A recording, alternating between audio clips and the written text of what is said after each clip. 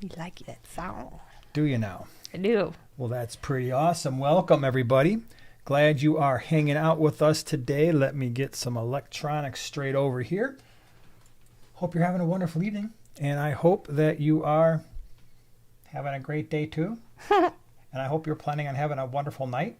So there you have it. We did all the greetings. So anyway, today we're going to be talking some fish. Sweet. Fish tanks, Sweet. Aquariums. Yeah. Aquarium fish. Yeah. Pet fish. All fish, all plants, all kinds of stuff. So that's what we're going to be doing. And so we're glad you're here hanging out with us tonight. I don't know what the weather is where you're at in the world, but around here, it's pretty warm. It got up to over, I want to say like 80 degrees today.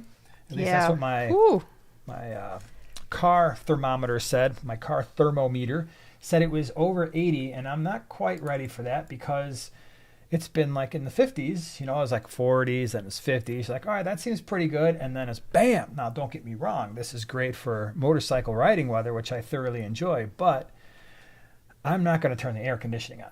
Right? I literally today for the first time just turned the heat off because I'm like, I don't think we're going to need it for a while. No. But come Sunday, it's only supposed to be a high of 47 around here in the Chicagoland area. So there's your weather report. Just wanted to make sure that you had that going for you.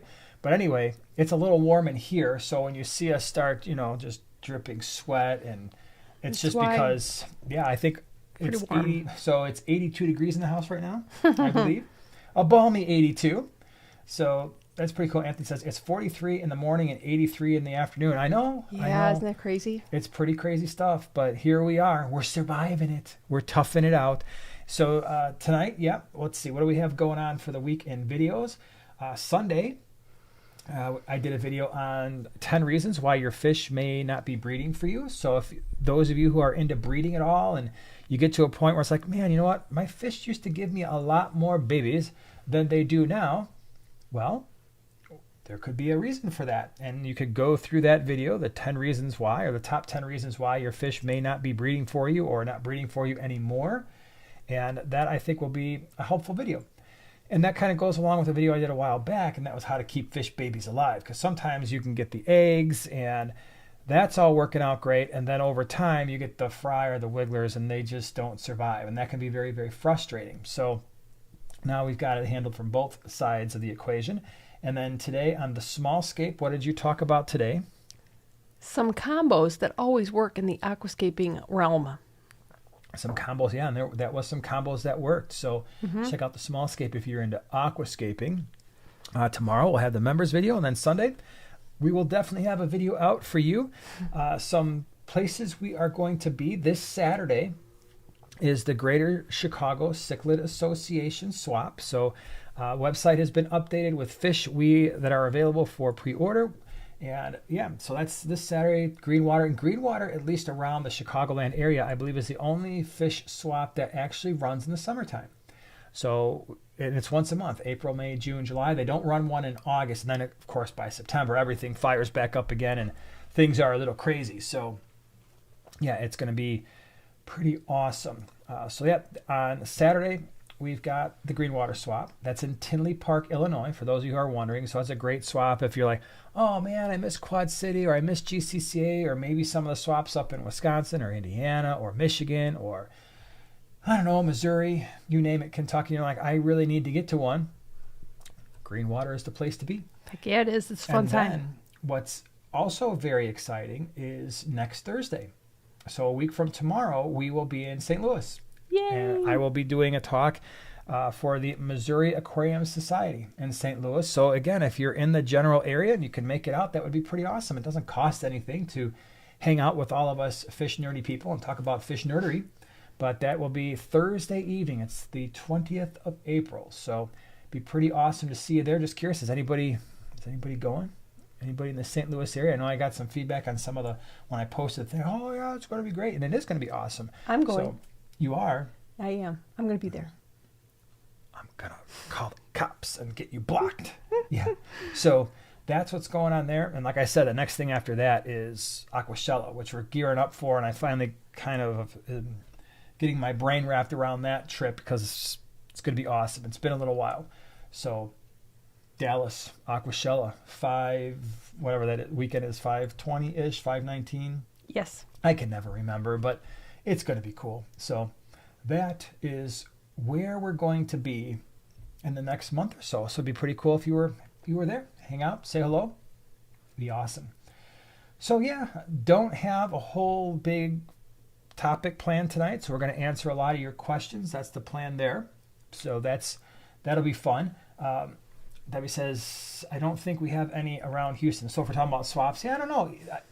Aquarium Co-op on their website, and I'm fairly certain it's still there because I checked it maybe about a month, 6 weeks ago or so.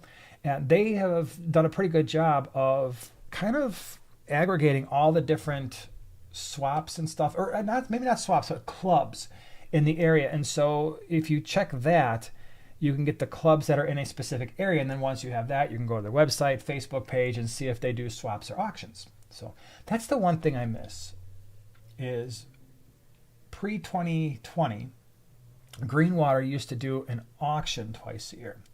And I missed those. They were longer. They were more involved. They would start at like 9 or 10 o'clock in the morning and easily go till 3, 4, 5 o'clock in the afternoon. And it was a lot of work. And when clubs do that, oh my gosh, it's a lot of work for the volunteers. It's a lot of work for the auctioneers. I know Steve List, he's our auctioneer for Greenwater. He does so much for the club, so much. He does. And yeah, he would be up there. He was like a madman auctioneer. He'd easily cover half that auction, but I do miss those because it was just a different thing. You know, the swaps are fantastic, but the auctions, everybody has a chance to get the fish. You know, it just depends on how bad you want plants. Them. So, and plants, yep. So that'd be pretty cool. Peter says, see you on Saturday. Cool. So you're heading over to Greenwater. That's going to be pretty darn cool.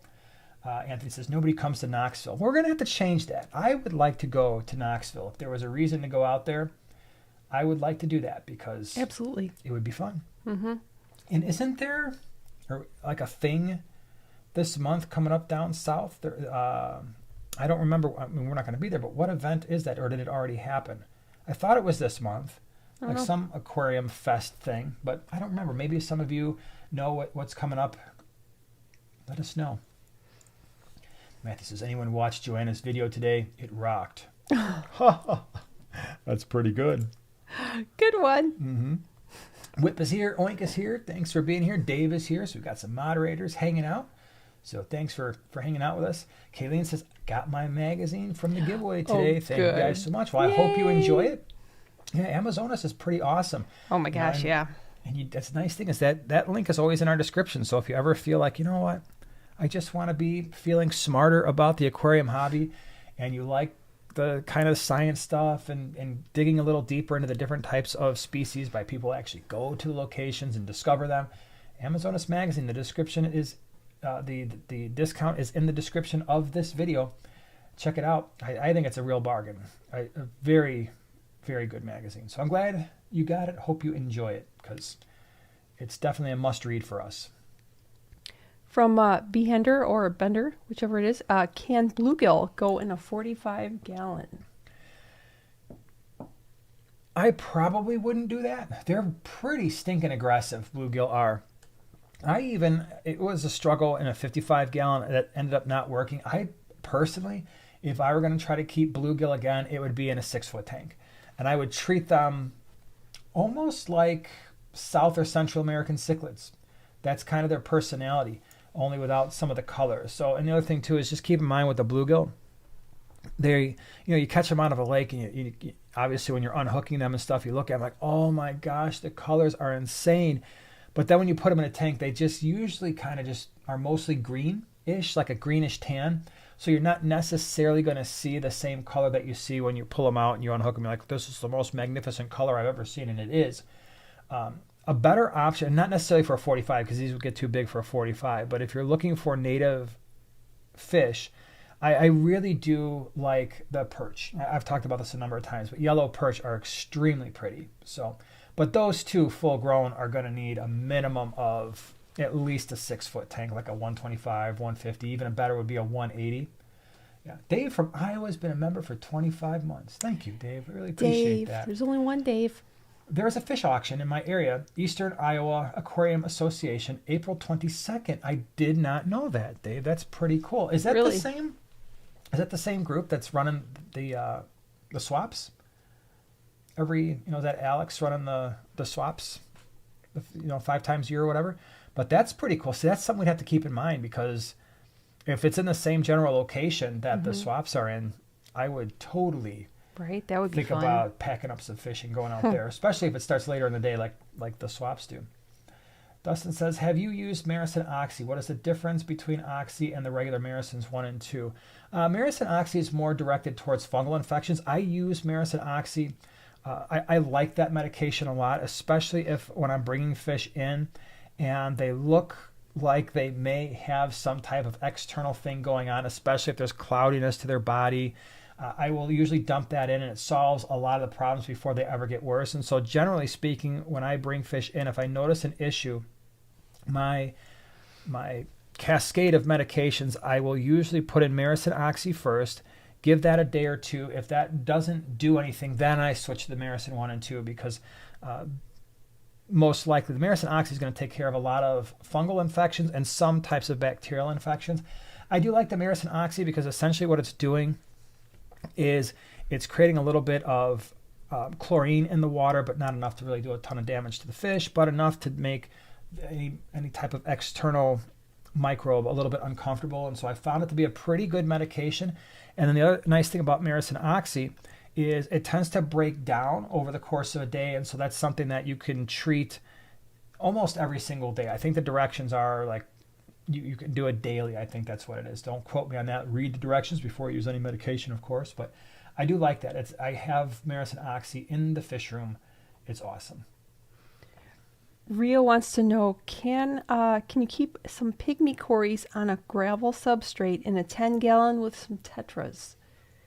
So pygmies on gravel? Yeah, the pygmies, I don't find them to go through the substrate as much as like other types of full-size Cory cats do.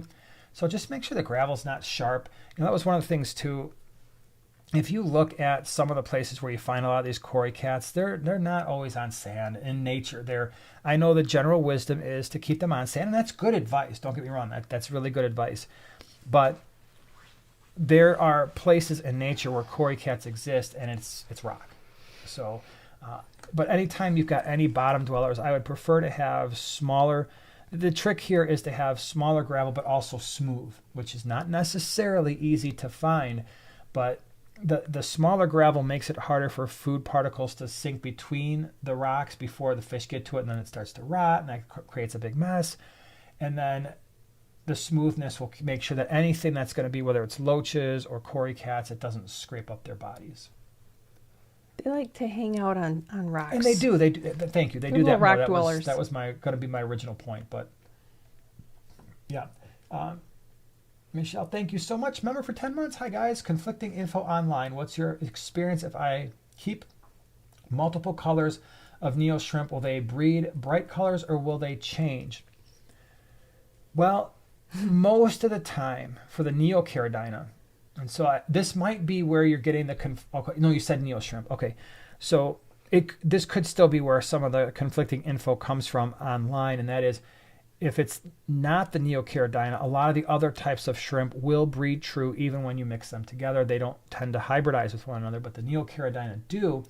And often what happens is once they start to hybridize, they kind of devolve into this brownish tan color.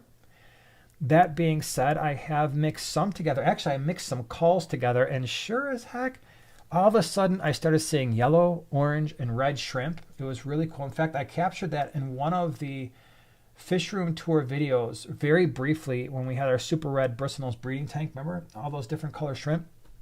So, but most of the time they're just going to start moving their way more towards brown shrimp. So you'll have a temporary, really nice looking bunch of colorful shrimp that might very well turn brown over the course of many months. Oink has been a member for 18 months, otherwise known as a year and a half. Thank you. Appreciate it. Could have been longer. Have you kept plants that are pre-planted in moss balls? If so, have you found them difficult to care for? FYI, juvenile fairy cichlids are doing great. Well, that first of all, that's pretty darn cool about the Burchardi.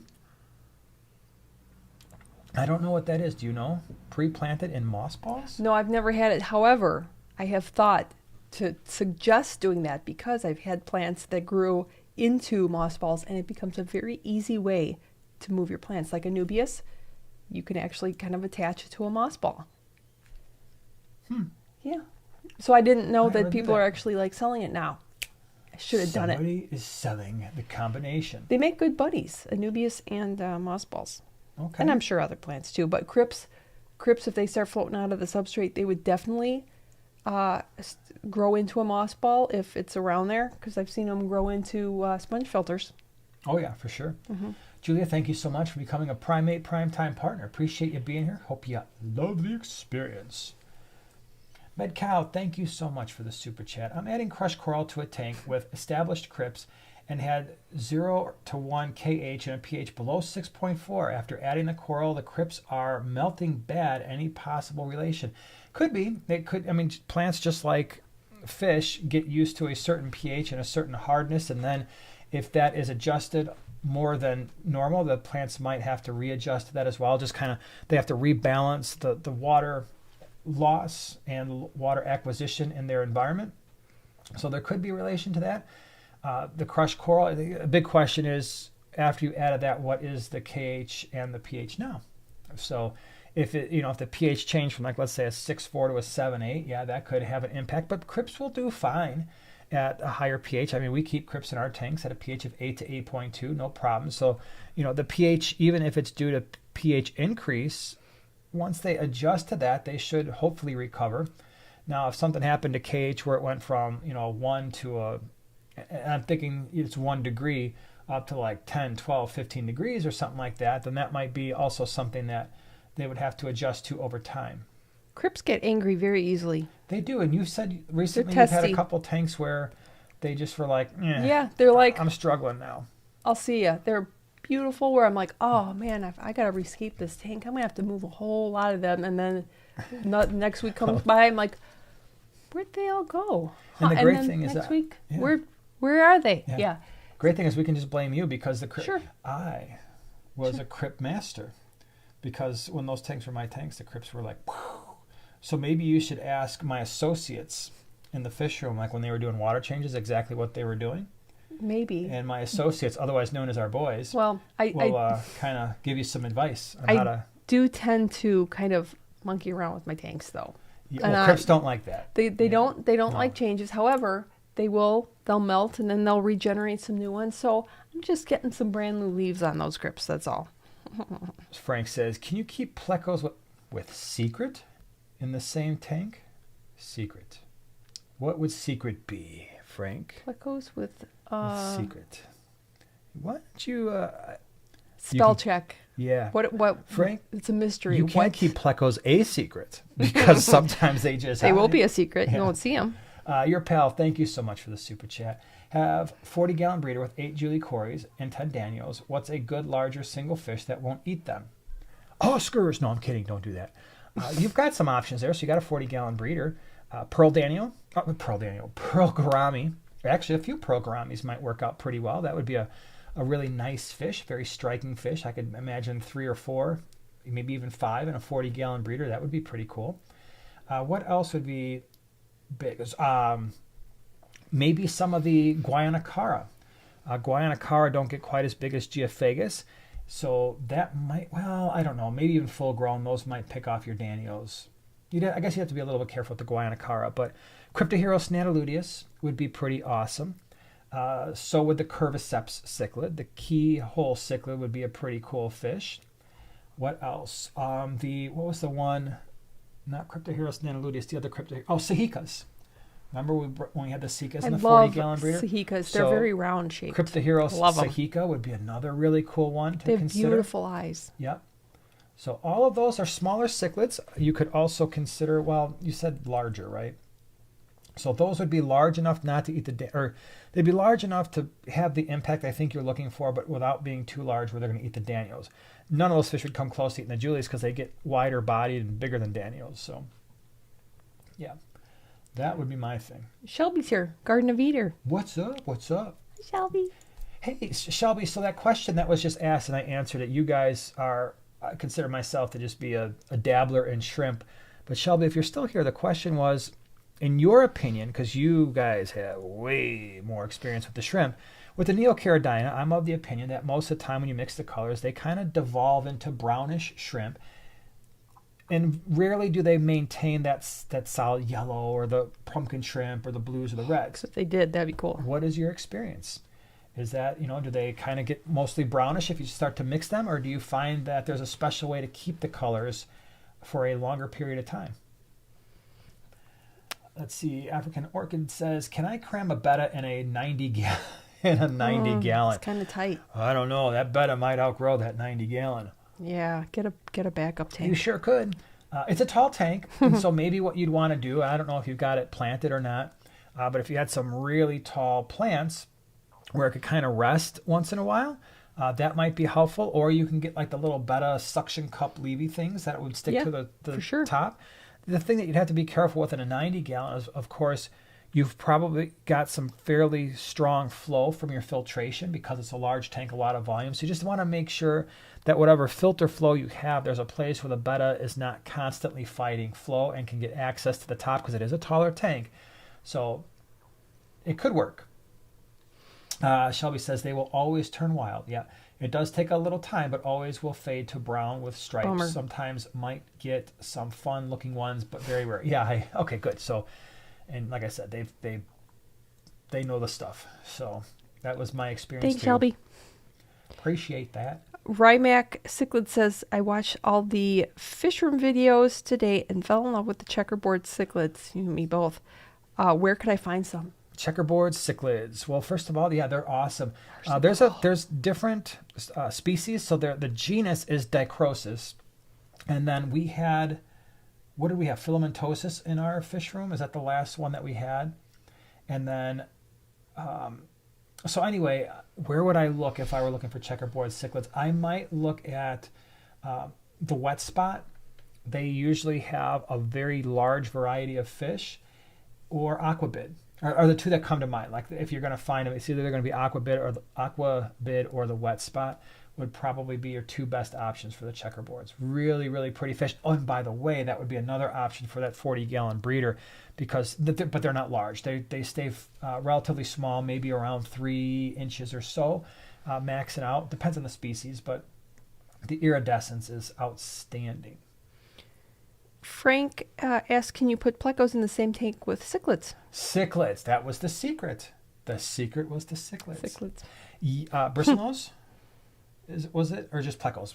Just well, we plecos. keep bristlenose in with all of our cichlids, and so let me give you a short list of the types of cichlids we keep bristlenose and cichlids together. So, Mbuna, peacock cichlids, Midas cichlids, Vieja,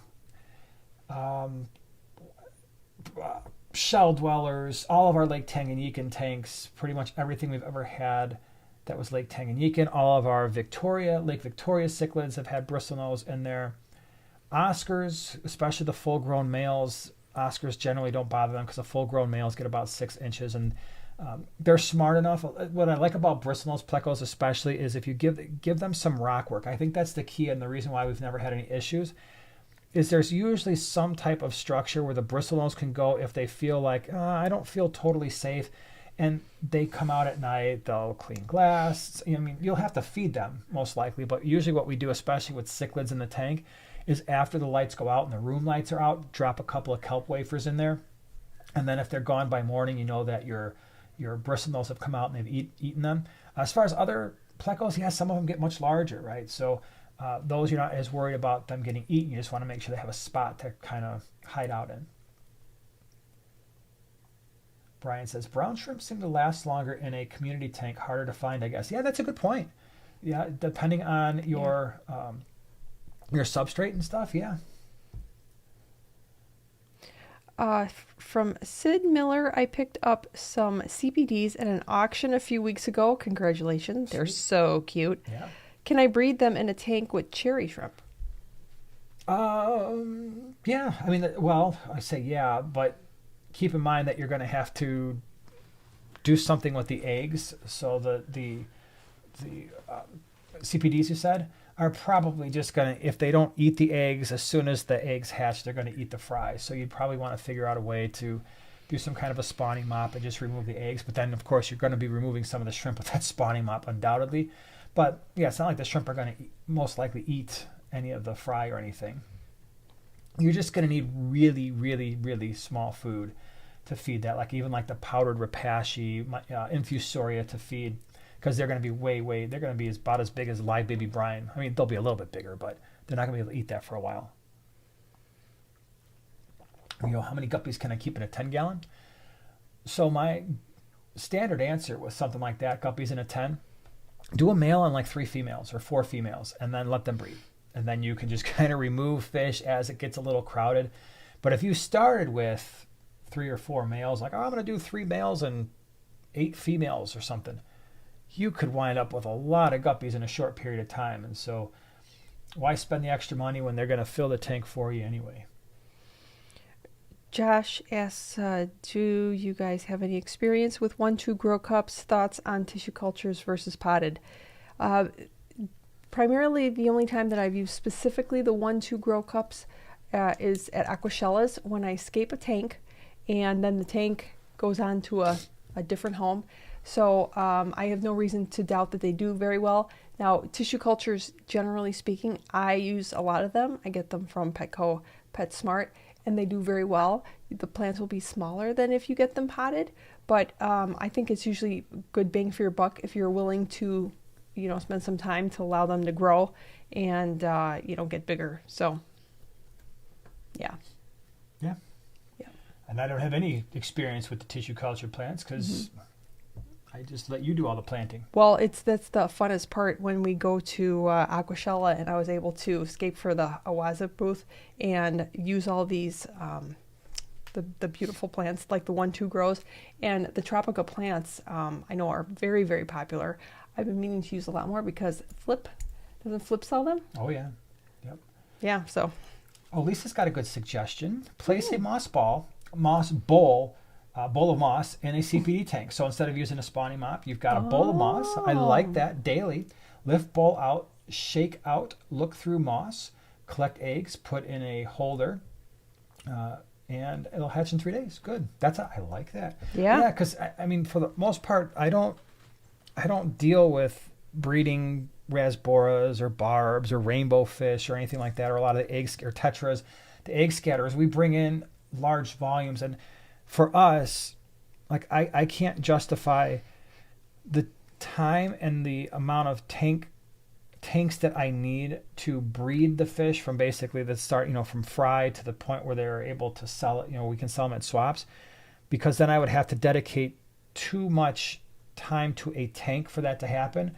Where for us, it makes sense for us to bring in a few hundred of them, quarantine and make sure they're okay, and then they're out in 4 weeks, where it would take a lot more time and effort to actually try to breed them, and then grow the fry so that we could sell them to the swaps. But it's something you'd like to do. If you want to breed those fish, it's an awesome thing for sure, and it's very exciting. Chris says, more people are mentioning blocking the sight line for cichlids, yet cichlids tear up many plants. Any solid recommendations? Great question. Fake plants. Fake plants is certainly one, but breaking up sight lines can also be done with hardscaping, rocks and wood. So we've got some tanks where we're in the same situation as you, where the cichlids would eat the plants, tear them up, do whatever, and either Joanna's put in some fake plants and planted it in a way where it kind of has a natural feel, or just using rocks and wood that accomplish the same thing. Or if you're somebody who just wants a big, giant, plastic, sunken ship in your tank, that'll do it too. Yeah. Yep. Lisa says, I used to collect at least 20 CPD eggs per day. That's pretty sweet. Wow. That's pretty awesome. Baby yeah. CPDs. Yeah. Now, Lisa, the so question cute. is, when they're growing, do you have to start separating them by size, even though they're hatching at the same time? Because I know that can sometimes be an issue too. Kevin says, can't sleep, so finally caught your live stream, then a replay. Greetings from Czech Republic. Well, thank you. I mean, I'm sorry you can't sleep, but I'm kind of conflicted because I'm glad you're here. Maybe we'll bore you that you'll just fall right to sleep. Well, my students tell me that all the time because my online students and my hybrid students, because I have all these lecture videos that they watch. And oh, boy. Yeah, so then they come to class for labs and review, and they're like, yeah, I put your videos in and I fall asleep at night. and half of them like, I don't mean it like that. I'm like, yes, you do. Yes, you do. But it's okay. I understand.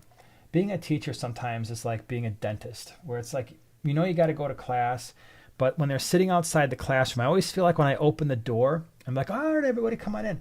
Like there's a certain number of students who are like, oh man, I was just hoping just once that we wouldn't have class. I always feel like there's a certain number of students who are just like, dang it. It's kind of like when you go to a dentist appointment. It's like, all right, see, for me, I always have to make my dentist appointment when I'm already there for my current one. Yeah. Like, would you like to make the appointment now? I'm like, yes, let's make it right now, because if I don't walk out of here with the appointment, it's not going to happen. I know myself. You'll forget about it. So I always do that. Good thinking. I know. That's one to grow on. Yep, and that's your tooth health for the evening. Bobda says, I have had a 2.5 gallon with just Neocaridina cherry shrimp, only 6+ months, and I have not seen any baby shrimp at all. Why could that be? Tank is at room temperature, about 70 degrees, and well oxygenated. All right, so temperature's right. The other thing, just I don't know what the other parameters are, GH, KH, pH. I mean, ours breed fine. And like I said, we've got 10 degrees in our GH and KH, and our pH is like an 8 to an 8.2. So a lot of people would say, hey, and we're keeping our tank at 78 degrees, maybe slightly warmer for our Blue Dream tank, and they breed like absolutely crazy. But 2.5 gallons, not a lot of space, so I would think about that too. Just not that it really matters all that much for baby shrimp, but I guess the other thing could be, do you have males and females? I mean, that would be like the first. Well, that would be the first thing, and it's not like it's something where it's like, oh my gosh, it's easy to tell the difference. I mean, it is when they're next to one another, but if you're not used to keeping shrimp and stuff, it's like, well, they're both kind of sort of red. That was my child calling. Can I ask if we knew it was going to be warm here, why you didn't turn the ceiling fan on? Yeah, I don't know why. Sometimes it makes a ticking sound. I don't know if people can hear that. Like when I have the ceiling fan, it goes tick, tick, tick, tick, tick. I think it's like the chains that knock against the light or whatever. You know how it is. Blue Acara, hello from northern Alberta, Canada. I bet it's a lot cooler in northern Alberta, Canada. Thank you for being here. Caleb says, my electric blue acara just laid eggs today. That's cool. Once the fry hatch, at which age would you recommend to remove them to put in grow-out tanks? Anytime you want. I mean, you can leave them in there for a while. Well, let me back up a second here. If they are in a community tank, I would remove them as quickly as possible because other fish are going to pick them off. The electric blue acara are good parents, but they're not fast enough. Like let's say in that tank you've got 20 black neons, or you've got some rainbow fish, or just smaller, more agile, very quick fish. They are going to make snacks of those fry. And what you'll see is, like, let's say you're like, oh, I've got 50 fry. And then 2 days later, like, I thought I had more. And maybe you got 35. And then within a week, you're down to 10 or 12. That can happen. If there's other electric blue acara in the tank, they can also start picking off fry. So if you've got other fish in the tank, it's not just the pair. I'd probably get them out there, get them out of there as soon as you can. If they're the only fish in the tank, there's no rush. You don't need to do anything special. I mean, depending on the size of the tank, like we had an electric blue acara pair breeding in a 40 breeder, I didn't need to remove the fry at all. So the only situation you might run into is if they decide they want to breed again, then they could be a little bit less accommodating to the last group of fry, and they might start picking them off. But yeah.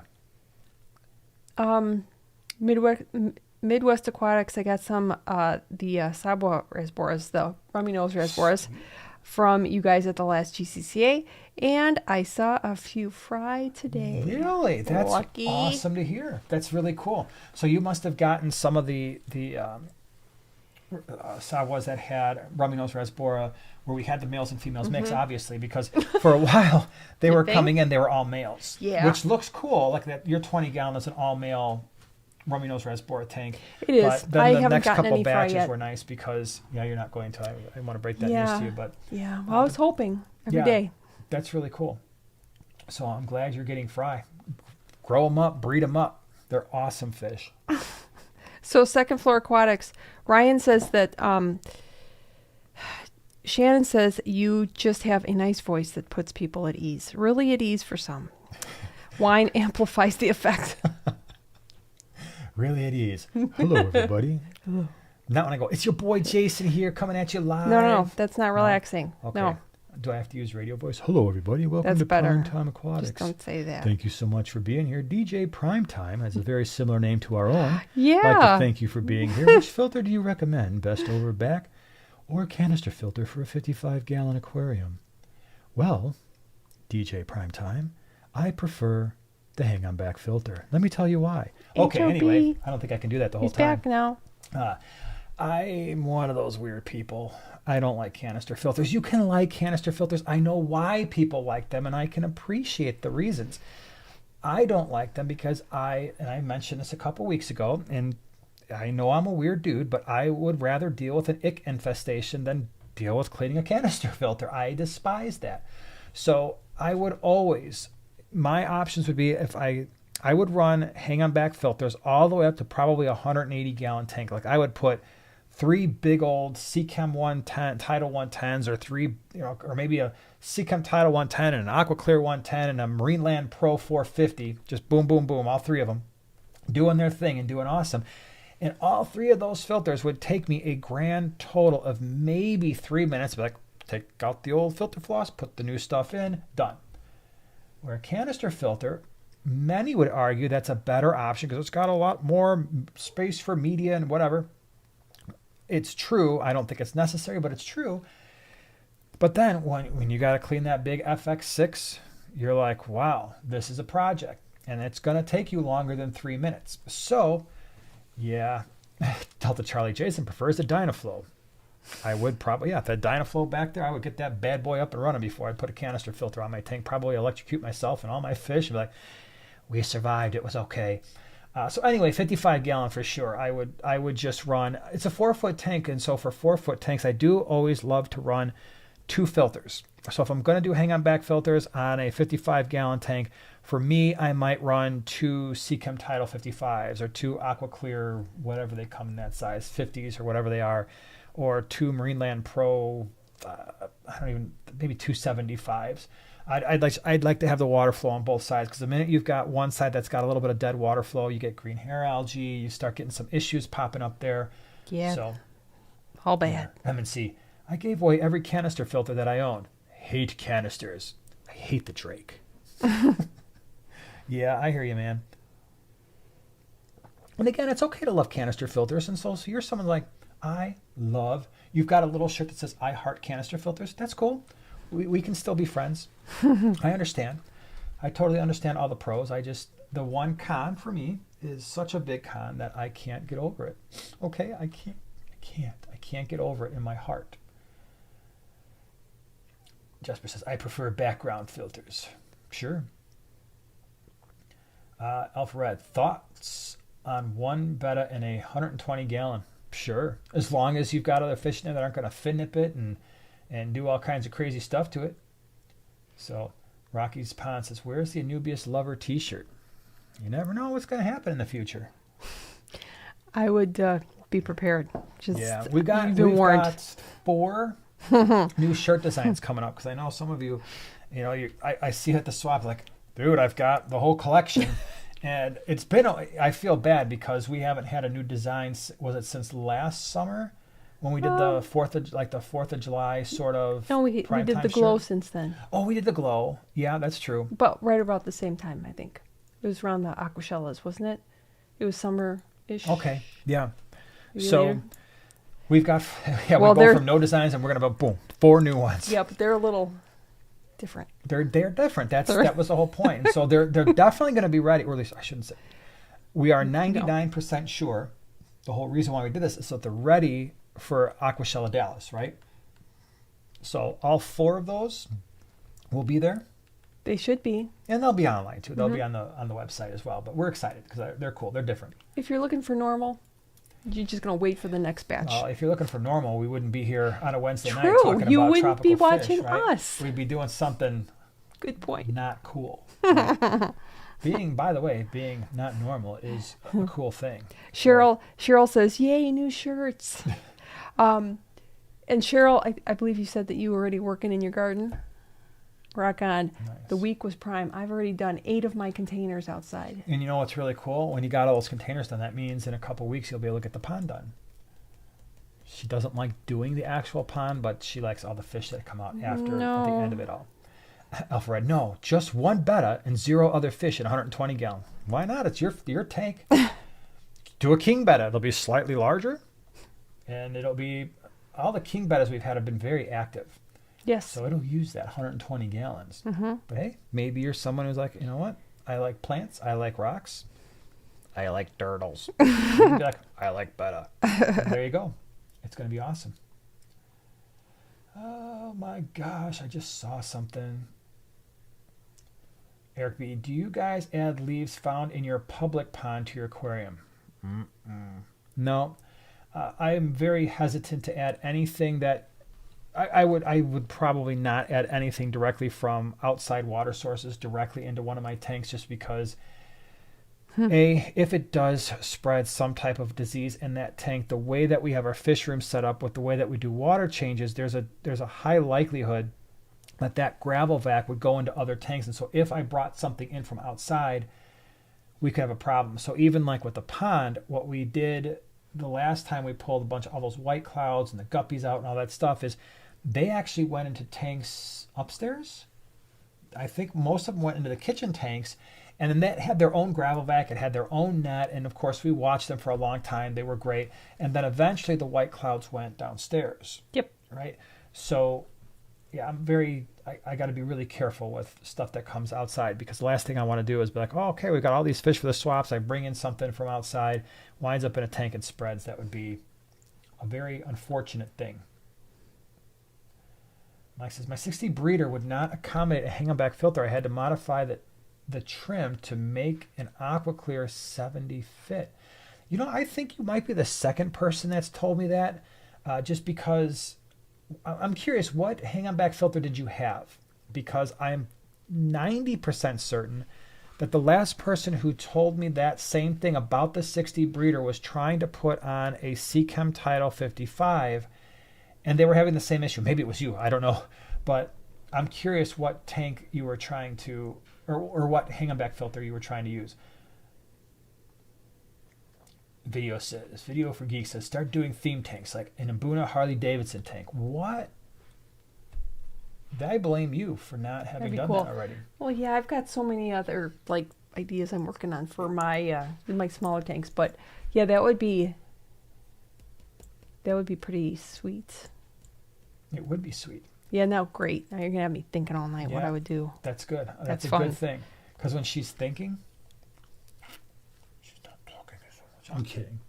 It's true. Yeah, but it is true, actually. That is true. Yeah. But that's not necessarily a good thing. Mike says AquaClear 70. Okay, so you had the AquaClear 70, did not fit over the rim of that 60. Has anybody else had that issue? I'm really curious, because again, you're not the first person who's commented about that, where I don't know if that rim, you wouldn't think they would use a different rim size than a 75 gallon. You wouldn't think. Right, because it's the same footprint. It's just a little shorter, and there's no reason to use anything thicker for a 60 than a 75, because a 75 is taller. It's got more outward pressure with the extra gallons. So that's really weird, unless they had to manufacture the 60 somewhere else. And you'll notice that different manufacturers, they'll have different frame thicknesses. The height of the frame itself will sometimes be different. So Emma says, how do you best disinfect gravel vac after ick besides bleach? That's a good question. So I think that question is not only relevant to the gravel vac, but anything, nets, anything that went into the tank that is now sitting there. So yeah, 10% bleach solution is perfectly adequate. You could do a spray bottle just filled with hydrogen peroxide. But here's the thing about ick. Once everything is thoroughly dried, your ick's going to die. So It's not something I typically worry about as much, but what I usually tell the boys is, hey, if I've got a tank that I know I'm dealing with something, well, I'm dealing with ick, I will tell them, hey, this is the gravel vac that you use. Only use it for that tank. And it's important sometimes, especially if you have a quarantine tank. Make sure the equipment that you are using for that tank, for the quarantine tank, is exclusive to that tank. It's nice having a backup gravel vac. It's nice having a backup net. Because what I was going to say is, if they're using equipment in a tank that I know has ick, then usually that gravel vac is set aside just for that tank. And then the question is, okay, well, what if you do a water change, you clear the ick, but then you use that gravel vac 3 or 4 days later? What happens? Well, if the gravel vac thoroughly dries, and so what I tell them is, make sure that gravel vac, you get, just kind of make sure it's in a position where all the water will evaporate. Same thing with the nets. Nets are really easy, 10% bleach solution. Gravel vac, same thing. Run a 10% bleach solution, just suck it up right out of the bucket. Warm bleach solution or even hot, just suck it up so that it siphons right back into the sink and let it dry. And the drying process when it comes to ick is usually in and of itself sufficient, but 10% bleach solution will also be a really good idea. But then let everything air dry. You can dry it in the sun, even better. All right. What do you got over there? This is from Eric. Anybody agree with Father Fish about not really doing water changes unless there's a problem in the tank? You don't do water changes long enough, you're guaranteed to have a problem in the tank if the tank is not heavily planted. And so we have to be really careful, though. I didn't watch the video. I saw something pop up, and I've had a couple people ask me about that. I did not watch the video, so I don't. Context means everything, right? Father Fish has been doing this stuff for a long time. And so here's what I would tell you without having watched the video and not having the context of what he said. If your tank is not planted, if there is no mechanism to remove nitrate, you are going to have a problem eventually. You're going to, because nitrate is toxic to fish. Studies, scientific studies, large studies that are done for aquaculture, where these people, where the companies, they have to get their fish to survive. They have to maintain high water quality, or they're going to lose millions of dollars. The studies, at least in aquacultured fish, show that you will get acute nitrate poisoning for many of these aquacultured fish at around 500 to 700 parts per million, which is extraordinarily high. But that's acute. That means put the fish in the water with that high a concentration, and most likely within 24 hours they will be dead. Okay? If we're talking about lower concentrations, like let's say less than 100 parts per million nitrate, it's highly dependent upon the fish. Your discus are going to hate that, right? Some other fish will survive, but the way I explained it in my nitrate video was having nitrate in an aquarium is like being in a smoke-filled room. And I'm not the first person, I think, that's ever made that analogy. I don't claim to be the first person. I don't know who ever said it first, but the reason why we have a target of around 20 parts per million or less is we know that that's a generally safe thing. Go out into nature. So if you want the answer, go out into nature and show me an aquatic habitat where nitrates are consistently high. Doesn't exist, right? Why? Because that stuff is toxic, and there's a feedback mechanism. There's an ecosystem there, whether it's plants or bacteria that can utilize that nitrate, right? They can go through and use that as what we call a terminal electron acceptor, reduce the nitrate into eventually nitrogen gas that gases off. All right, it's part of the nitrogen cycle. It's the part that we don't generally talk about. We always talk about nitrification, ammonia to nitrite to nitrate. And that's the nitrification process that the microbes are doing in our filtration. But then there's another half in nature that exists where they take that nitrate, the NO3, and that nitrate gets reduced. In other words, organisms use it as a way to get rid of electrons, and that will go to nitrite, and then sometimes directly to, or sometimes from there to nitrogen gas. That nitrogen gas can then be used by cyanobacteria, and they can incorporate that, use it, and turn it into amino acids that's then distributed to other kinds of organisms. So in an aquarium, that second part doesn't really exist in a meaningful way. I know there's a ton of media out there that will claim to reduce nitrates. Some of it works better than others.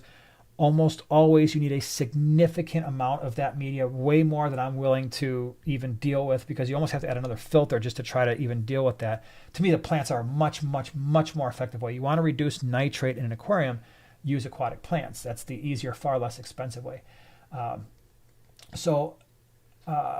Let's see some of these comments. Chris says all his tanks are heavily planted. Then, yeah, I've got these tanks right here. All right, these tanks right here. Well, how many times since we've been doing live streams in this studio, and I don't know how long it's been now, it's at least a year and a half, 2 water changes back here, and we just top off. But look at the tanks. Oops, sorry, I didn't mean to bump everything. But look at these tanks. Tons of plants, some algae, very lightly stocked. There's never any nitrate buildup here, and the fish are always doing fine. The 50-gallon lowboy that has all of our black mollies, now it's got the purple spot gobies, the umpire gudgeons, the bristlenose plecos, a bunch of Cory cats.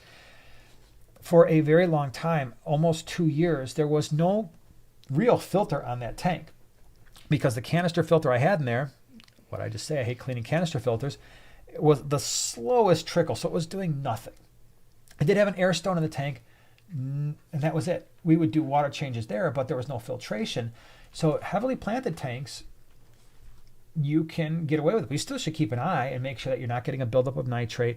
And yes, if something starts to go wrong or your plants are suffering for it, because the other thing too is I'm assuming with the no water changes, there's top-offs being done. So you're adding in some minerals, which will work fine if you've got a planted tank. But again, we have to be so careful here. If you did not have a planted tank, if you keep topping off, what are you actually doing? Oh, your nitrates are building, which is horrible for your fish, but guess what else is building?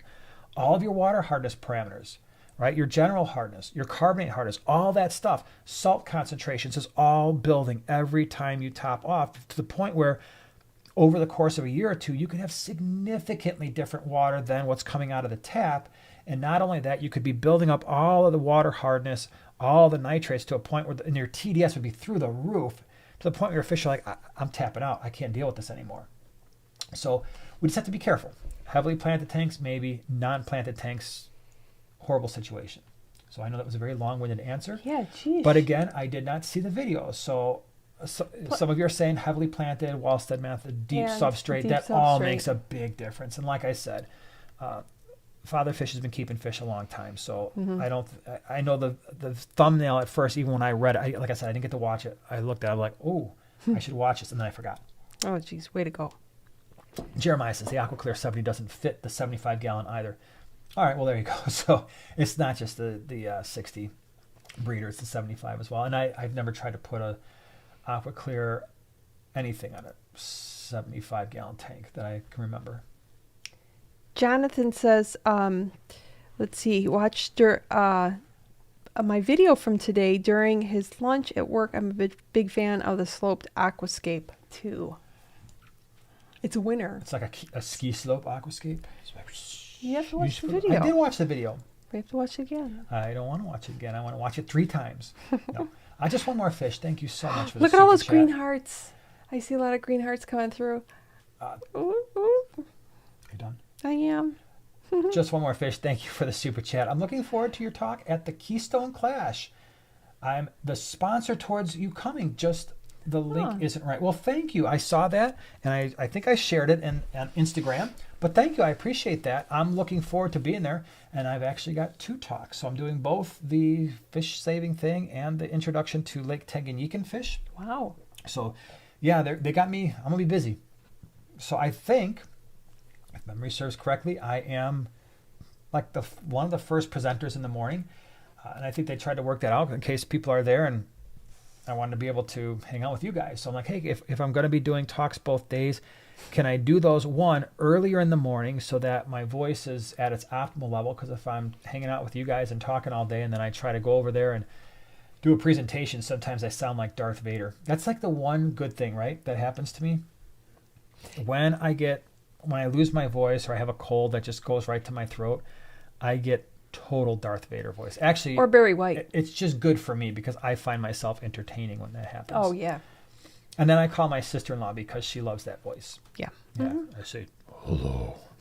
But it doesn't quite sound like that. It's a little more better. It's not like a monster. Yeah, creepy. Anthony says, but nature is not a sterile system. Most people keep a sterile aquarium. That's where they fail. Yeah, definitely. Nature is not a sterile system. And our aquariums aren't sterile either.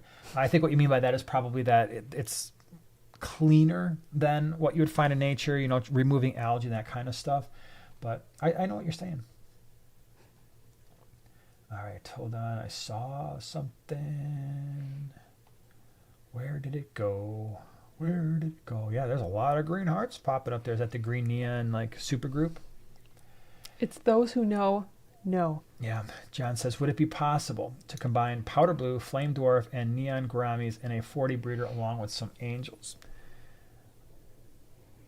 I guess anything's possible. Would I do it? No way. I've learned my lesson many, many, many, many years ago trying to keep more than one dwarf gourami in a 75 gallon. They were brutal with one another. You would think, you know the blues, the opalines, and the golds can be fairly aggressive. I actually found the dwarf gouramis to be even harder to deal with. I would say in a 40 breeder, if you really want to keep gouramis together, either go with the honeys, and you can do two colors. You can do the reds and the yellows, which are both, or I guess they call them gold honey gouramis. Really, really pretty, but they're not going to get as big. Or do the pearl gouramis, like we mentioned earlier. They get larger, and they're absolutely stunning, and they will get along, especially with your angelfish. And so the other thing too is sometimes your male dwarf gouramis, they might even try to go after your angelfish. It's not super common, but keeping them together might be really hard to do. You might have to separate them. If you got a backup plan, great. And then, the other thing too is what happens if you get a male and a female and they build a bubble nest, and then the male's not going to want that female anywhere near that bubble nest. And if he even sees her, might start being a little bit harassing. That's a word now. Exo Eric is new here. Welcome. Glad you're here. Thanks for being here. And Noelle says, I'm a big fan of free river rack and pseudogummies.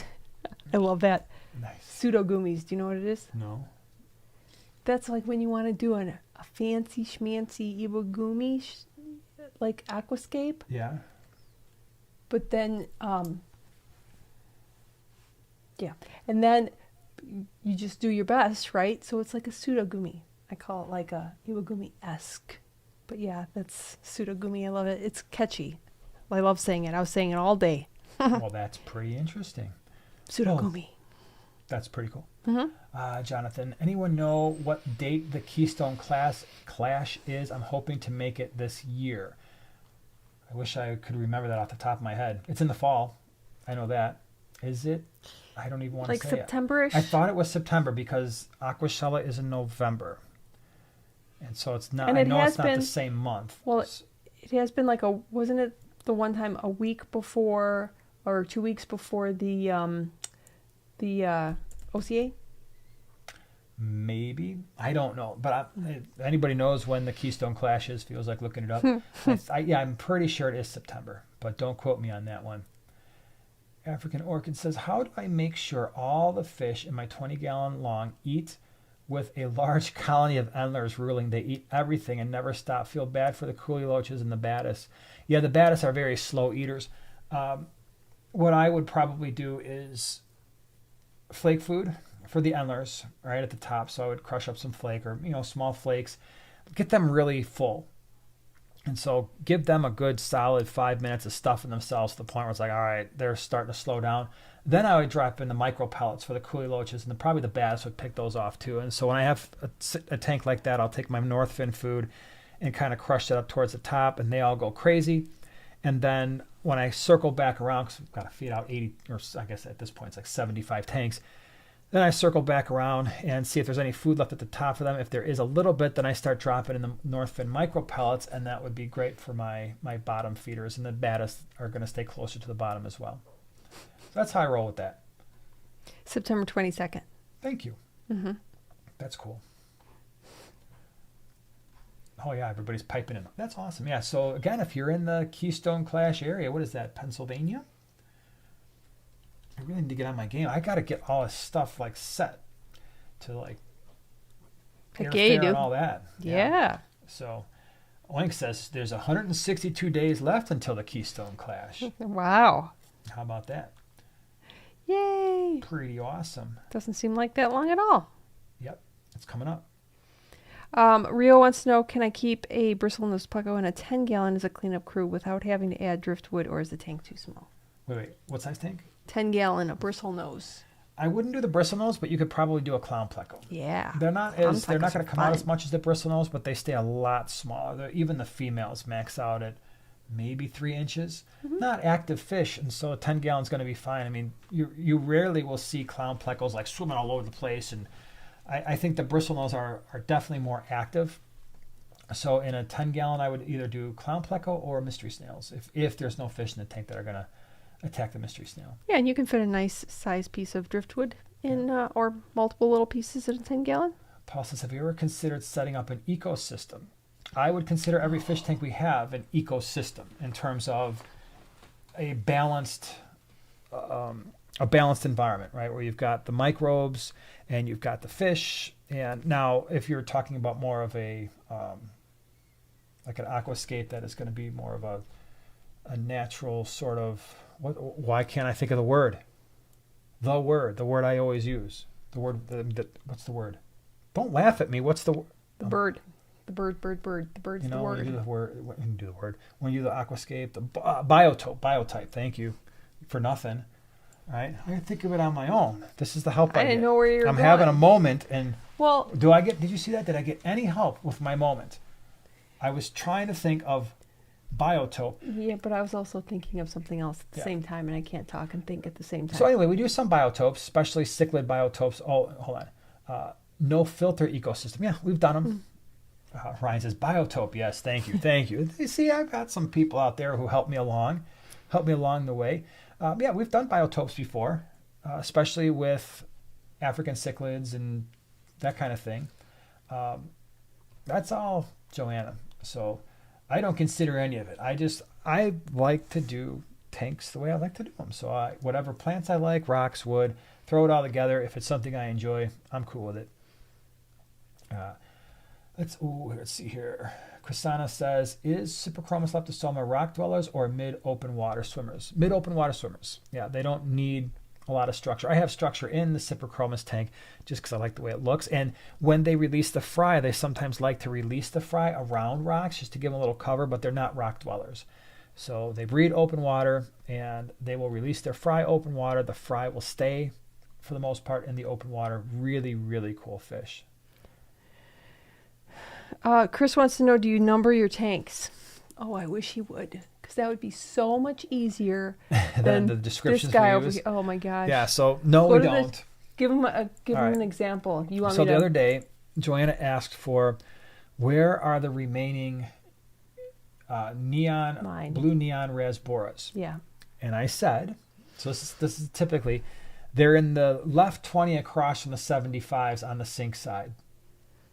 So in my brain, I have to like catch up and be like, Yeah. all right, sweet, we're on the sink side, okay, And and then there's a across from the, 75, and so then there's a wait, so 20, that's yeah. is that down? Is that the first level? Yep. Or I might say something like, they're in the bottom 125 across from the old Nano Nook, right? Because we've got 2 double sets of 125s. Mm-hmm. So that's pretty much how we roll with that.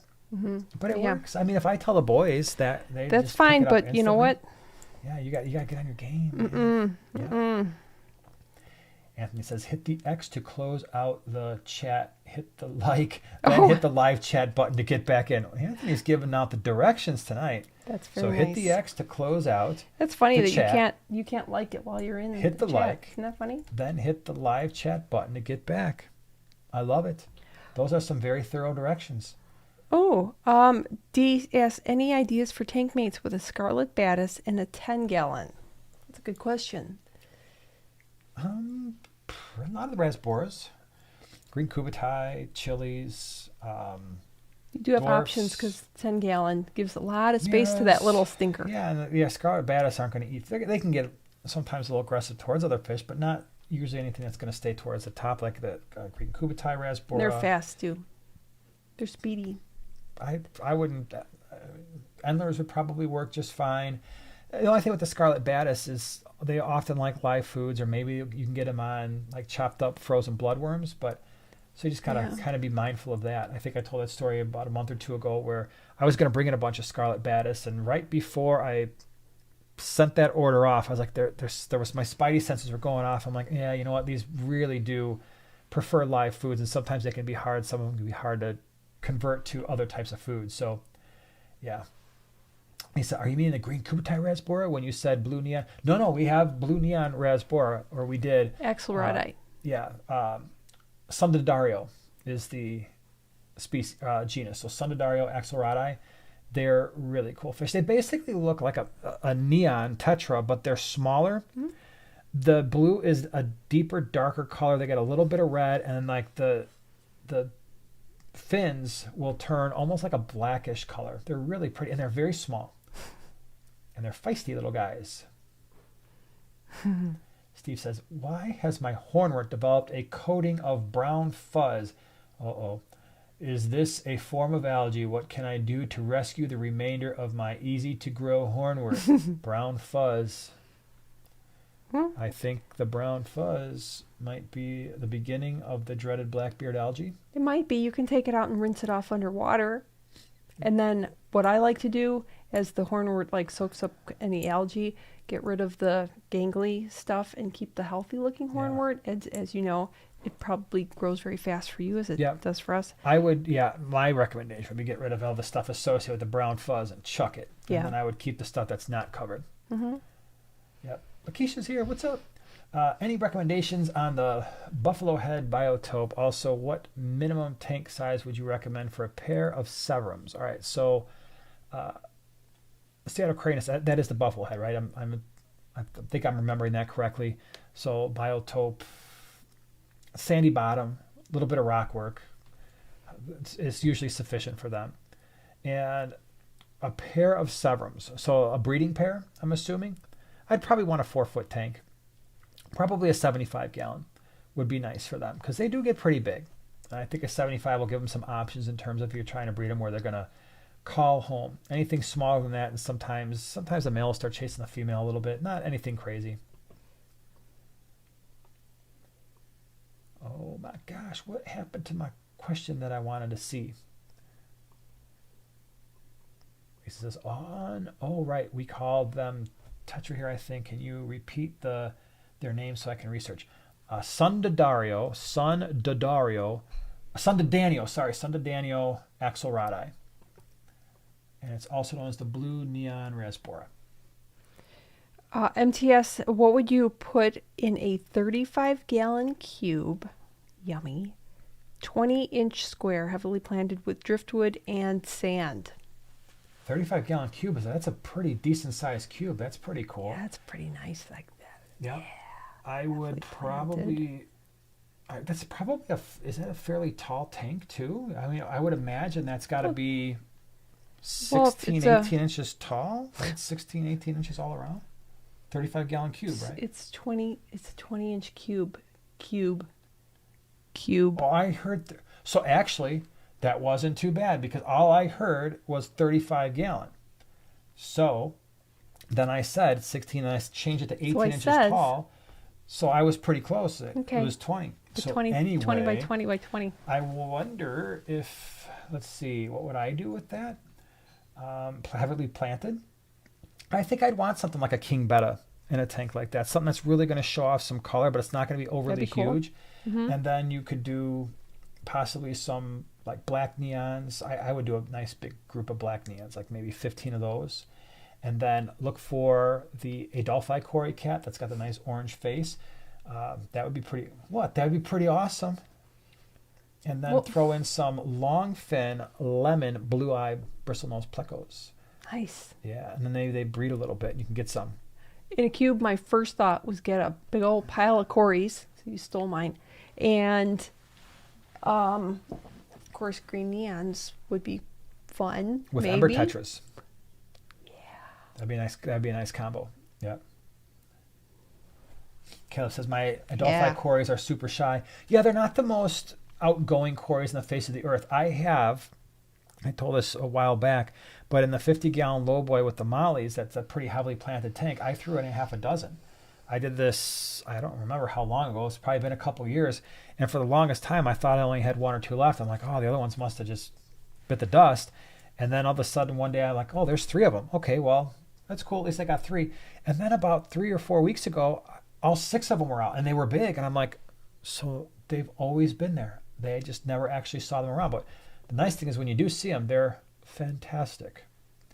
Blue Acara says, have you ever kept black phantom tetras? Blue-eyed males and green-eyed females. Yeah, black phantoms are, I don't know why I don't mention them more. They're actually one of my favorite tetras all time. Yeah, they're very Probably cool. because I'm scarred. Because the last time I kept them, they got ick and died. or no, they got ick, survived, and then they eventually just started dying off in my 125. In fact, the black phantom ick infestation was the basis of my ick video. Because they got ick. Yeah, no, I treated them, they were fine, and then they eventually just started dying off. So I got scarred by that whole situation, and I haven't kept them since. But I need to get them again because I really do love them. What you got? I'm still thinking of other options for the cube. Embers and honey Gouramis.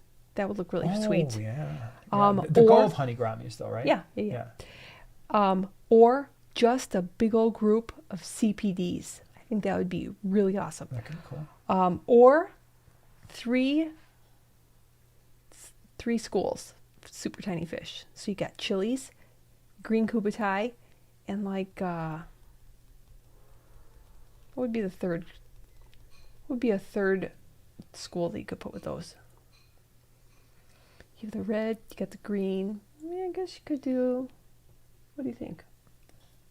I already said the black neons. That's what I would do. Dude says, what tank size would you recommend for a Ranchu goldfish? Wow, probably at least a 55.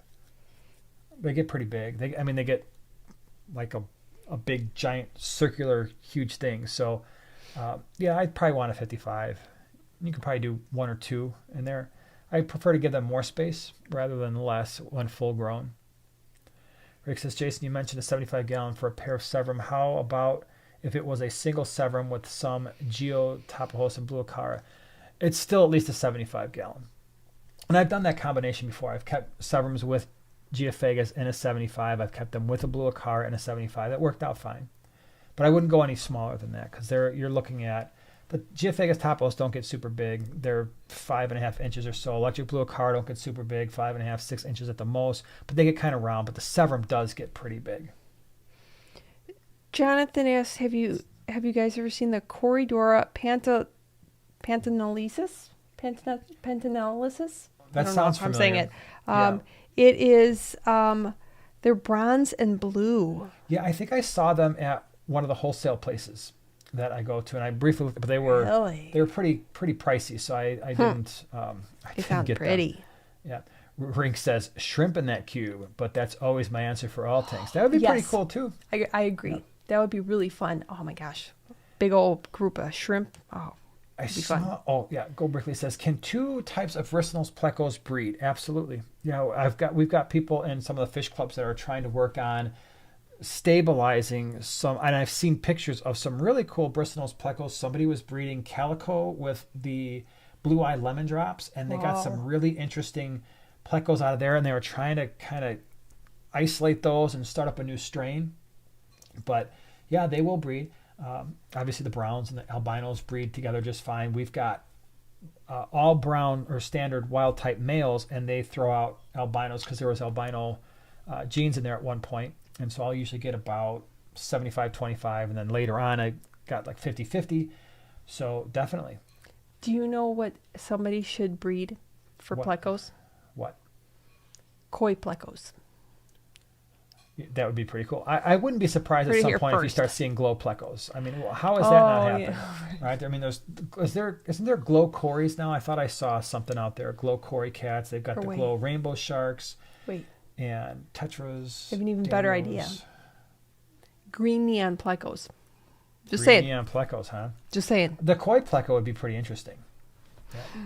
Yeah. Tish says, what size tank for a Blue Acara? If it's just one, you'd want probably at least a 40-gallon breeder. Any 4-foot tank, whether it's a 33 long, 40 long, 55-gallon. So either a 40 breeder or some type of a 4-foot tank would probably work best. pretty sweet. Kayla says, I've seen calico plecos. Yeah, those are common. But like the true koi, like you're talking about, like orange, black, white, all mixed in like a, yeah, that'd be pretty awesome. Yeah. Kristen says, looking to start my second tank, 20 long, will have sand, driftwood, and plenty of plants. Stocking ideas for a colorful and active tank. I want to set this one up as my son's. He's almost 2 and loves our 29 gallon. I know exactly what I would do with that tank. Did you want to go first? Because I always steal your thunder and you get mad at me. Well, and then you wife abuse me later on. If we're talking colorful, my first thought, would be, help me. Shut up. Sorry. Ember tetras and the gold honey gouramis. I think that would be really striking. What? It's very colorful. From now on, that's just going to be the suggestion. That's going to be your default for tonight. I've got... You ready? Okay, wait. This is a 2-year-old child. I understand. Embers, and that's orange and yellow. It's so much fun. And they're easy to see. They're moving around. They're loving life. No. You want action. Action Jackson. Coming at you live. Guppies. Guppies. Or Endlers. They're crazy. They're full of color. The males are going to have the wagging tails everywhere. They are going to be all over the tank, up and down and all around. They're going to skull through all the plants. They're going to breed. He's going to see babies in the tank at some point. For every male, do at least 3 or 4 females so your males aren't really just, pounding or harassing the females looking to breed. But if you can do like a male to 3 or 4 females, different colors, just go crazy with it. Get some blue ones, some yellow, some orange, and their little tails are going to be wagging everywhere. They're going to be super excited to eat. Come on. Rummy nose raspberries. And no, they don't even move. Yes, they do. They're beautiful. They don't even have to move. But we're talking action right now. Yeah, but they look like superheroes. They do. I'll grant you that, but they don't move. So they do. Then at the bottom of the tank, to keep Cory's. with their well, maybe, but to keep with the action, I would do coolie loaches. Oh, that would be fun. Yeah, because they like to zip around and be all crazy that too. Would be fun. And then just for fun, well, maybe not with the coolie loaches. Maybe. I don't know. I've never actually kept coolie loaches. I was going to say mystery snails, but I'm not sure what the coolie loaches do with mystery snails. I've never actually kept them together before. Now that I think about it, but if I don't know, you tell me. Anybody ever tried it? Is it okay? It's a loach. I don't know if they go crazy with the mystery snails, or mystery snails are quite a bit larger. Sometimes loaches, when they look at a large snail, like, yeah, I'm not dealing with that. But for a 2-year-old, mystery snails would be super fun. You get some magentas or something. Yeah. Some but it's just a different, a different sort of movement. Too bad the tank isn't bigger, because then I would say anableps. Yeah, get your kids some really hard to find fish that could sometimes jump out. Yeah. Be the only kid that would have them. That's true. Just saying. And probably he'd be cool in my book. I've got bleps in my tank. I got bleps. They just have eyes everywhere. Yeah. That would be pretty awesome. All right, we'll do a few more questions. You guys got some good ones today. Y'all have some good questions today. Oh, Chris brings up a good point. Small children love Danios. Danios are super active. But you know what? My problem with Danios has always been, I thought about this the other day. I was in a deep thought about fish keeping, and I ran across some video I had of Danios. I didn't know I had this video. I had a whole bunch of B-roll of Danios, and I think I must have gone somewhere and thought I should do a video on Danios just because it's such a common fish. But then I thought about it. I'm like, I can't keep them alive. Oh. I don't know if it's something like the guppy situation where I buy, big box store-bought guppies and basically they all would always die within a week. I don't know if it's the same thing going on with Danios, but it's not like you walk around like, oh yeah, I went to my local Danio breeder, or I went online to the number 1 Danio breeder in the world and got some Danios. I cannot keep Danios alive for more than like a week or two, and they get gnarly and they just start, and they're supposed to be like the easiest fish in the world. I don't know what my problem is. So now my secret's out. You guys all know I can't keep them alive. I'm not a real fish giant keeper. Danios are really pretty. Well, giant Danios I can keep alive all day. Remember we had those in the 150 and those things lasted forever. But you can't keep giant Danios in a 20 long. That would be pandemonium. No. you'd want a 4-foot tank for some. If you want you some giant Danios, you want a 4-foot tank. And they eat like crazy. But yeah, Danios, I'm gonna have to try harder, I guess. I'm just gonna have to be a better fish keeper. Try harder. Jeremy says, my rummy nose reservoirs are extremely active and are almost always moving. Oh yeah, they move, but they're not crazy. They don't have to be crazy. No, They're I guess cool. not. They are cool. I love them. They are crazy cool. They're at my top 20 fish, I think. 20. Yeah. Well, I mean, there's so many different types of fish. I can't just say like top 3 because I don't think that would necessarily be true. So you're lucky then, be in the nano world. Yeah, I've got a lot of different fish that I love. Let's see here. So Linus, I hope I'm saying that right. Are there any risks from changing substrate types without a complete tear down, rebuild, gravel to sand? In this case, because I hate the gravel I have. I feel that. I understand. That happens. Do it. Just trust me. Trust me. Do a total breakdown. Break down the tank. I promise you it is in the end going to be a situation. Drain your tank halfway down. First of all, get all the hardscaping, get all whatever you got, decorations, plants, get that all out of there. Throw it in a 5-gallon bucket. Put it in water that's been dechlorinated with an air stone so you keep all your beneficial bacteria running, especially if you got live plants. Drain your water halfway down. Do a gravel vac while you're doing it to suck as much stuff out as you can so that your water stays as clear as possible. Net those fish. If you got a lot of fish, put them in a tote. Not a lot of fish, 5-gallon bucket. Try to keep your filter media all oxygenated, whether that's with air stones or maybe you can keep the hang-on-back filter running on the side of a tote, or if you got a sponge filter, whatever. Get all the fish out, then remove the substrate, drain the rest of the tank, put the sand back in, throw everything back in. Because if you don't do that, what's going to wind up happening is to remove the substrate, you still got to remove all the hardscape. You still got to remove all the plants, fake or real. Then you're going to start scooping all of this gravel out, and you're going to realize even the best fish keeper with really good fish tank maintenance and really good gravel backing skills, under all those decorations, there's still going to be a lot of stuff. And when you start removing all that, now you just stir up unbelievable amounts of detritus. Now your fish are in that nasty, nasty water. Now you're trying to throw sand back in there, but you can't see anything. Does it sound like something maybe I've done before? Yes, we've all tried this. We've all tried it. We've all tried to avoid the breakdown.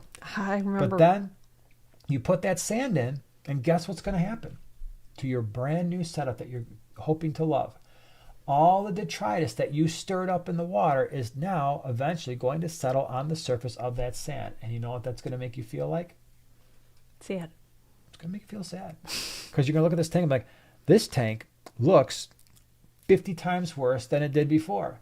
And you're going to spend now a lot of time doing water changes, trying to siphon up all of this junk that's on the top of your sand. And it's just going to be stressful. And in the long run, you would save a lot of time and aggravation. Just break it down. I promise. Break it down. Yeah, because instead of starting off with a brand new squeaky clean tank with nice new substrate, you're going to be starting off negative. And it's going to be bad. Cameron, what white bumps develop around fish fins that's not ick? Sometimes it's just age. That'll happen if there's been any damage. They'll form like almost like a cyst sort of thing that just never goes away. Sometimes it can be a bacterial infection if it starts to grow or start to almost kind of like open up a little bit or get fuzzy. So just watch that. But I've had fish that had those white bumps in their fins because they got damaged. Never went away. They lived many, many, many, many, many years with like that. If it was just like a single one, it happens. Cheryl says, I love the name Anableps. Goofy, cute faces. I know. Oh my gosh. Yeah. Cute name and just so cute. You saw those the first time at the Cleveland Aquarium. The Cleveland Aquarium. And you were like freaking out. I'm like, she's like, what is that? I'm like, it's Anableps. I'm like, she's like, well, like, who would know that? I'm like, I don't know why I know that, just because I do. They look like a character on the Muppets or something. Yeah. They're pretty awesome. Super cute. Saints Dust, I'm not a fan of glowfish, but some people love them. Who am I to judge? Yeah, the glowfish thing, we did a video a long time ago because we were talking about the glow Betta, which, by the way, we had a horrible experience with that particular type of glowfish. It went blind and then it died. Yeah. And Slimer. I know Creative Pet Keeping, the same thing happened to her. I don't know if they've got the genetics worked out or not, but The other types of glowfish that have been established for a while, do I keep them? No, just because I don't want that look, but I understand that people do. And we did a whole video on how to distinguish, distinguishing between fish that are genetically modified, fish that are dyed with actual dyes.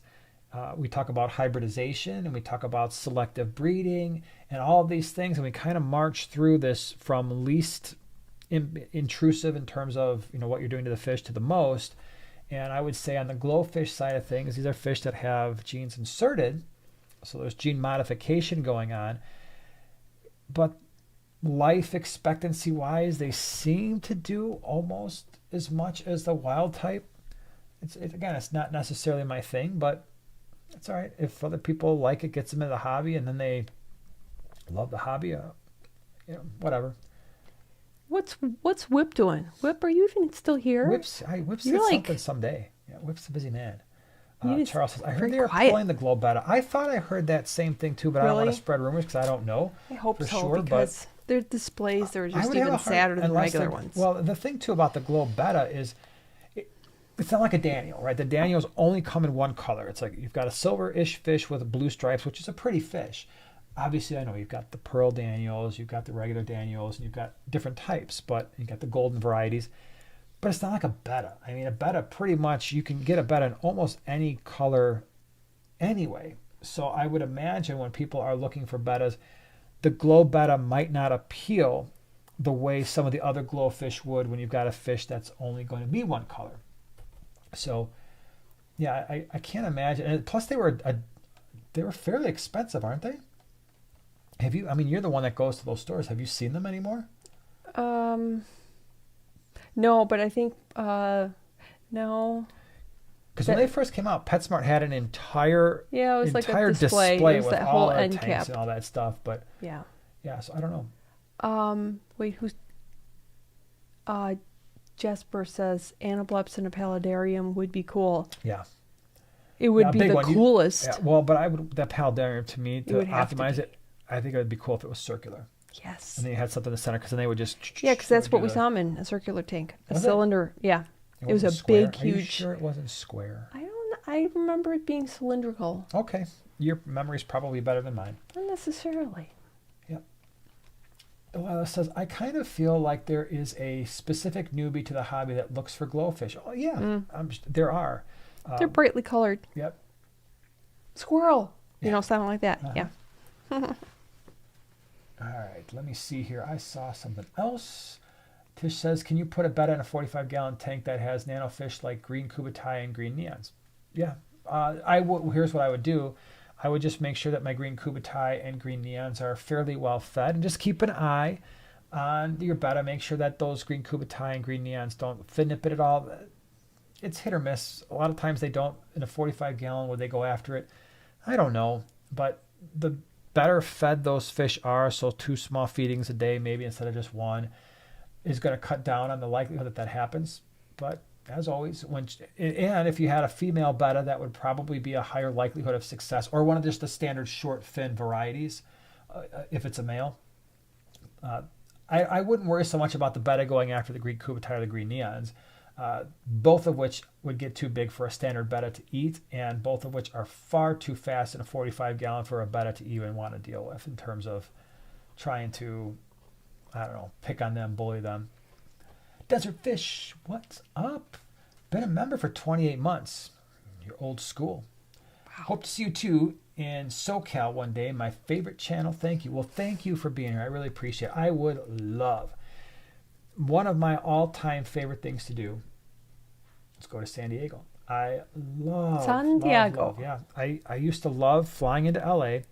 I'd spend a couple days there, rent a car, drive down to San Diego, but stop off in San Clemente because it was just really cool. You come off the highway and it just goes down that hill. I love that. San Diego, we would go to, oh my gosh, what's the beach? Mission Beach? I don't know. Is that what it was called?